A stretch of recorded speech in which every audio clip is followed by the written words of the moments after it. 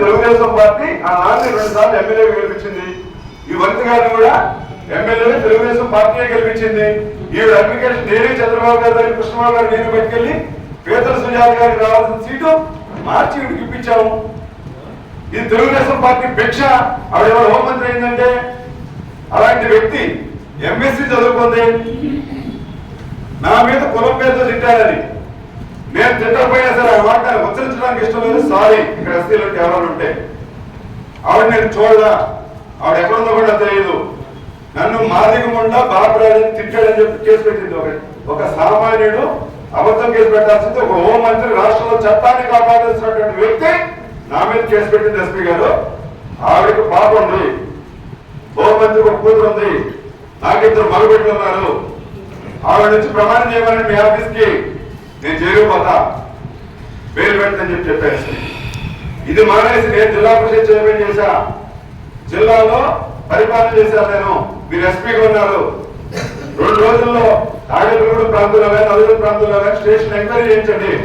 ఎవరి మీద నేను ఒక కేసు అసలు పెట్టానంటే మా వాడి మీద నోటీస్ పెట్టండి. నేను 1000 కోట్లు ఇచ్చాను జిల్లా పరిషత్ చైర్మన్ గా. 100 రూపాయలు అమలించేలా జిల్లాని ఉత్తమ జిల్లా పరిషత్ తెచ్చా, మండలాన్ని ఉత్తమ మండల పరిషత్ తెచ్చా, పార్లమెంట్ నుంచి రివార్డు తీసుకొచ్చా.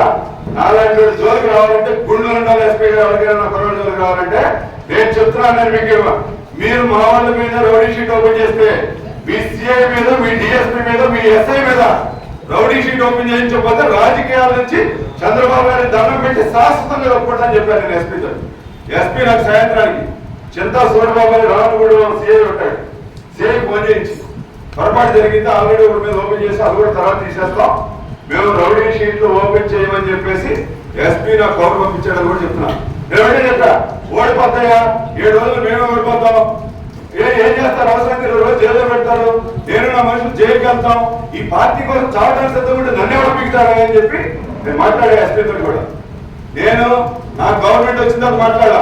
గవర్నమెంట్ 10 రోజుల వద్దన్నా ముందే మాట్లాడారు ఈ మాటలు ఎస్పీతో. ఎవరితో మాట్లాడా? ఈ జిల్లా పోలీస్ అధికారులతో మాట్లాడా. నా గుండెలైనా నిజాయితీ దమ్ముంది కాబట్టి మాట్లాడా.